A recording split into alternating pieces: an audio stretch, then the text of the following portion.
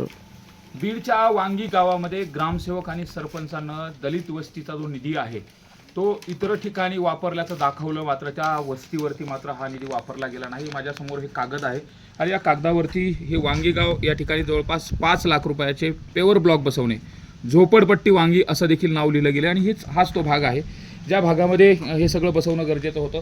इथं काही कुटुंब आहे, जवळपास 10 ते 15 इथं दलित कुटुंब आहेत आणि त्यांच्या विकासासाठी हा सगळा निधी वापरला जाणार होता। मात्र तशा पद्धतीने कुठलंही काम केलं नाही। हा जो रस्ता आहे हा गेल्या 3 ते 3.5 वर्षापूर्वी अगोदर बनवला गेलेला रस्ता आहे, सिमेंट रस्ता आहे।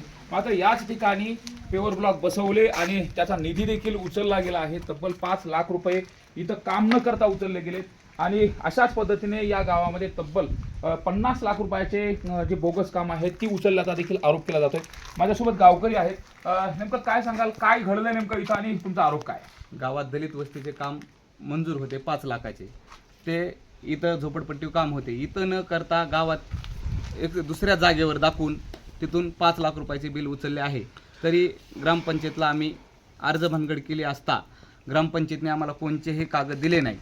तरी काल मी कलेक्टर साहेबांना, बीडीओ साहेबांना आणि सीओ साहेबांना कोणी हा संगणमताने कशा पद्धतीने घोटाळा केला जातो? हा सरपंचाने आणि ग्रामसेवकांनी हे संगणमताने घोटाळा केला आहे। मात्र आपण ज्या वस्तीवरती आहेत हीच दलित वस्ती आहे का जिथं 5 लाख रुपये मंजूर हा, आहेत? हीच दलित वस्ती आहे आणि हीच झोपडपट्टी आहे। तरी इथलेच हे 5 लाख रुपये उचलले आहेत। अशी किती कामं आहेत जी गावातली कामं न करता त्याची निधी उचलला गेला? गावात खूप काही कामं आहेत, असेच कामं काही चालू आहेत, काही बंद पडले आहेत आणि काही कामाची असे वरचीवरच बिलं उचललेले आहेत।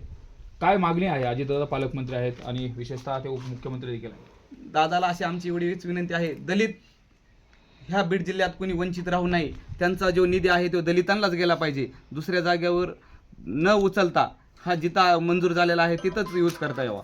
अच्छा, आपण पाहतोय अशा पद्धतीने गावकऱ्यांनी अजितदादाकडे देखील मागणी केली आणि ज्यांनी कुणी हा घोटाळा केला आहे त्यांच्यावरती कारवाई करावी अशीच मागणी होते। कॅमेरामन प्रकाश जाधव सोबत सुरेश जाधव, न्यूज 18 लोकमत, बीड। ओके।